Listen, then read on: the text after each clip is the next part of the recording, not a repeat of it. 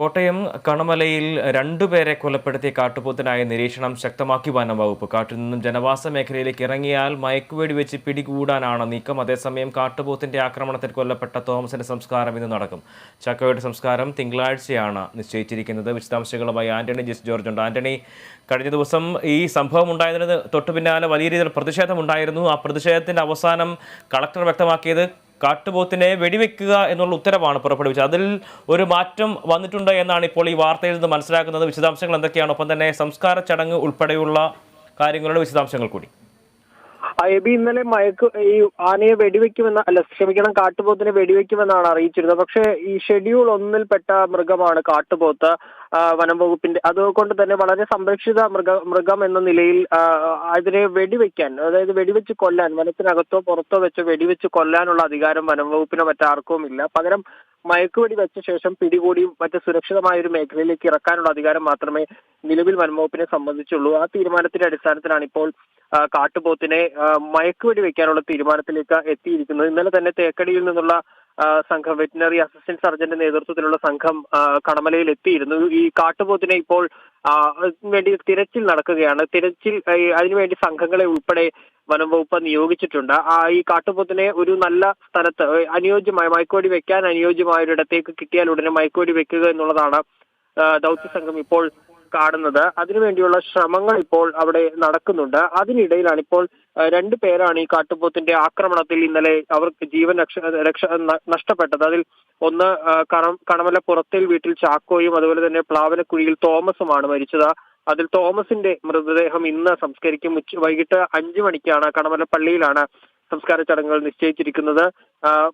ചാക്കോയുടെ സംസ്കാരം തിങ്കളാഴ്ചത്തേക്കാണ് നിശ്ചയിച്ചിരിക്കുന്നത്. ഈ തോമസിന്റെ മകൾ ഉൾപ്പെടെ ദുബായിൽ നിന്ന് എത്തിച്ചേരേണ്ടതുണ്ട്. അവർ ഉച്ചയോട് കൂടി എത്തുന്ന സാഹചര്യത്തിൽ വൈകിട്ട് 5 മണിക്കാണ് സംസ്കാര ശുശ്രൂഷകൾ ഇപ്പോൾ നിശ്ചയിച്ചിരിക്കുന്നത്. മാത്രമല്ല ഈ മരണപ്പെട്ട 2 പേരുടെ കുടുംബങ്ങൾക്കും 10 ലക്ഷം രൂപ നൽകുമെന്ന്, നഷ്ടപരിഹാരമായി നൽകുമെന്ന് ജില്ലാ കളക്ടർ അറിയിച്ചിരുന്നു. അതിലിപ്പോൾ 2 പേർക്കും 5 ലക്ഷം വീതമാണ് നൽകുന്നതിൽ. 2 പേർക്കും 2.5 ലക്ഷം രൂപ വീതം ഇന്ന് ജില്ലാ ഭരണകൂടം വീട്ടിലെത്തി നൽകുമെന്നും അറിയിച്ചിട്ടുണ്ട്. അത് ചിലപ്പോൾ ഉച്ചയ്ക്ക് ശേഷമോ അല്ലെങ്കിൽ ഈ ഇടയ്ക്ക് എപ്പോഴെങ്കിലും അത് ഉണ്ടാകുമെന്നുള്ളതാണ് ഒരു പ്രധാനപ്പെട്ട കാര്യം. ഏതായാലും മറ്റൊരു കാര്യം ഇതുമായി ബന്ധപ്പെട്ട് ഇപ്പോൾ പുറത്തു വരുന്നത്, ഇന്നലെ ഈ കണമലയിൽ ഈ മരണം നടന്നതിന് പിന്നാലെ നാട്ടുകാർ വലിയ പ്രതിഷേധവുമായി രംഗത്തെത്തിയിരുന്നു. കണമലയിൽ ദേശീയപാത, എരുമേലി ദേശീയപാത ഉപരോധിച്ച് വലിയ രീതിയിലുള്ള പ്രതിഷേധം നാട്ടുകാർ ഉയർത്തിയിരുന്നു. ഇപ്പോൾ ആ പ്രതിഷേധത്തിനെതിരെ പോലീസ് കേസെടുത്തിരിക്കുന്നു എന്നുള്ള വിവരം കൂടി പുറത്തു വരുന്നുണ്ട്. എരുമേലി പോലീസാണ് കണ്ടാൽ അറിയാവുന്ന 45 പേർക്കെതിരെ കേസെടുത്തിരിക്കുന്നത്.